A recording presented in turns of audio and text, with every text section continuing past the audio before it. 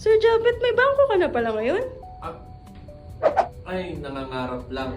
Kasi parang maganda na mga bangko ngayon eh. Oo nga, nakita ko yung recommendation mo nung nakaraan. Why do you think we should go for banks? Well, there are many reasons on why banks are seemingly good nowadays, kung bakit na-recommend namin yung likes of BDO, BPI, and Metrobank.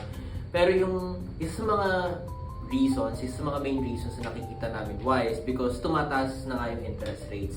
In fact, if you're going to look at the yield curve, ever since nagkaroon ng conflict sa Middle East, tumaas na yung yield curve natin.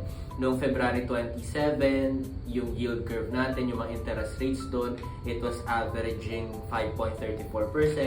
Ngayon, noong May 22, it was already averaging 6.75%. Now, kapag mataas kasi yung interest rates, ibig sabihin, mas mataas na yung pwedeng i-charge ng mga bangko natin. Higher interest rates can boost the net interest margins of our banks.